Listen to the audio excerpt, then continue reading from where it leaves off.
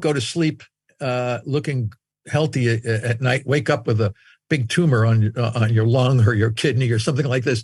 I mean, these things, when you have something that can be obvious now and detected by pathological report or non-invasive imaging, I mean, there's got to be a large number of dysregulated cells in that mass before you actually see it with some diagnostic tool. But when I wrote my book on cancer, Albert Szent-Györgyi, who was a Nobel Prize recipient, did work on vitamin C. He called this cancer thing an oncogenic paradox. How is it possible that so many different provocative agents could elicit a dysregulated group of cells in a particular organ or part of the body in a common way? What is the common pathophysiological connection among all the provocative agents? Like, we know carcinogens. They call chemicals that cause cancer as carcinogen. This is a chemical that has been determined to cause cancer. So we refer to these chemicals as carcinogens. We also know that we have certain viral infections like hepatitis C, papillomaviruses, and some of these other kinds of carcinogenic viruses. They produce cancer. We also know radiation can produce cancer. We also know that chronic inflammation can produce cancer. We know that intermittent hypoxia can produce cancer in certain cells.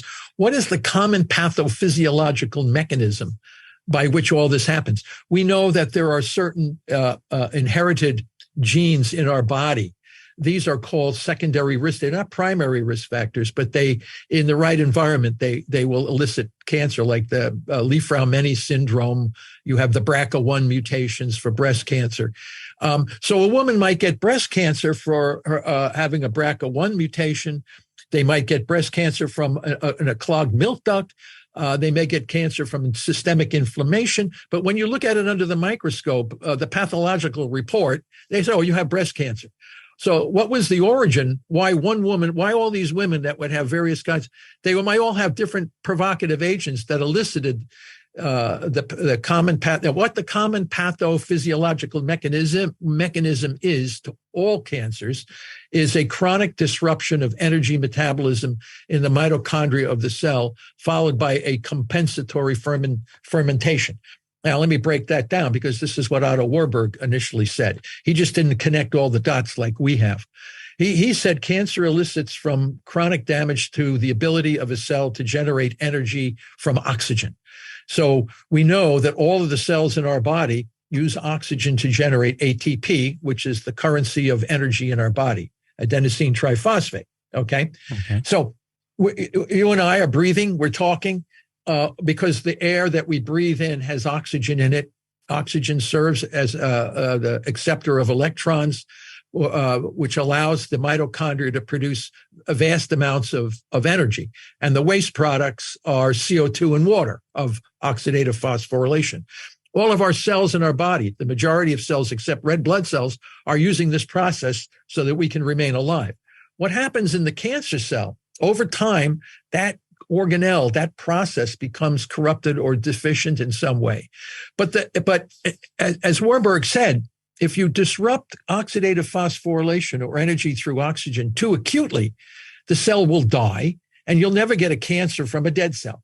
So whatever causes the cancer, whatever the provocative agent does, it doesn't do it acutely, it does it chronically. And by chronic disruption of oxidative phosphorylation, it allows the cell to replace oxidative phosphorylation with the ancient pathways of fermentation. The fermentation pathways is energy without oxygen.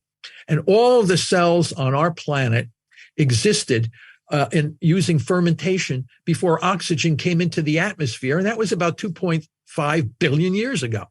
So the cancer cell adapts to a fermentation metabolism as a way to compensate for the chronic disruption of oxidative phosphorylation.